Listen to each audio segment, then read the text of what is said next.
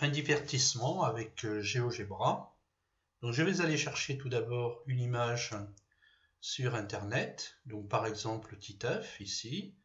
Je choisis de prendre celle-ci, enregistrer sous, par exemple sur le bureau, donc l'image que je vais appeler Titeuf. Enregistrer. Ensuite, eh bien, je vais sur GeoGebra. GeoGebra, donc je ne vais pas avoir besoin des axes, je les enlève. Clique à nouveau, Titeuf, ouvrir. Je peux toujours prendre 3 points, A, B et C.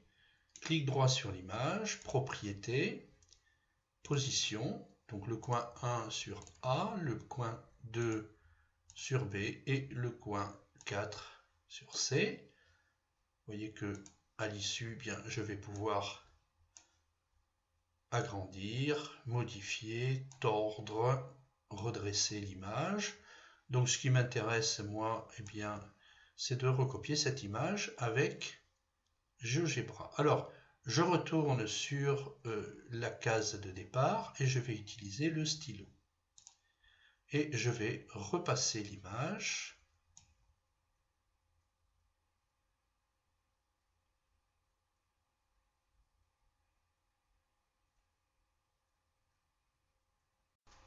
Vous pouvez observer que mes talents de dessinateur sont très approximatifs. Bon, mais ceci étant, maintenant, je vais simplement masquer l'image. Vous voyez, il ne reste plus que mon dessin. Hein, vous voyez, c'est vraiment... Donc, je peux également masquer les points que j'avais au départ. Ne servent plus à rien. Alors maintenant, nous allons faire la chose suivante. Je vais placer un point sur le croquis ici, bien sur le croquis.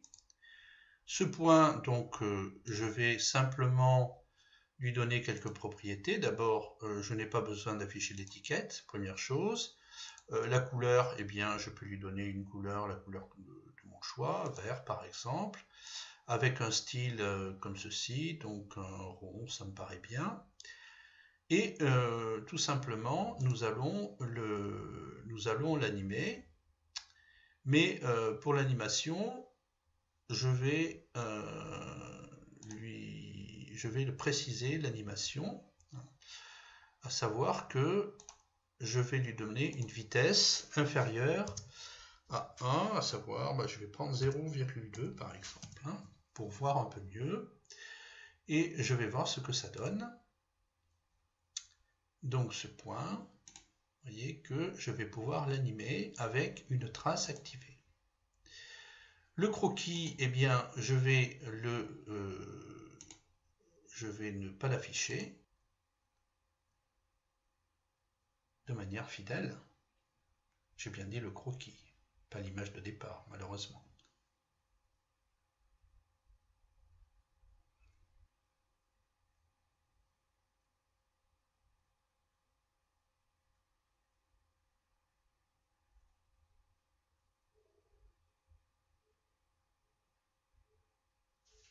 Et c'est reparti pour un tour. Donc on va arrêter l'animation.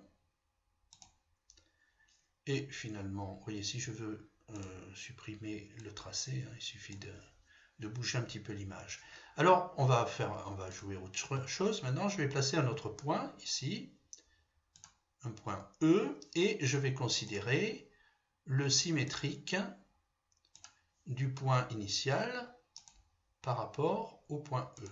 Donc, j'obtiens un autre point, et ce point, je vais le tracer.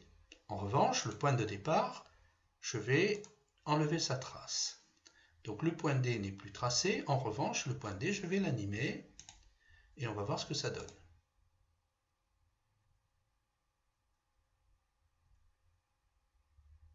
Et bien tout simplement, je vais obtenir une figure symétrique, c'est-à-dire inversée par rapport à la première. Je rappelle qu'une symétrie centrale, c'est également un demi-tour. Donc on obtient une image inversée à 180 degrés.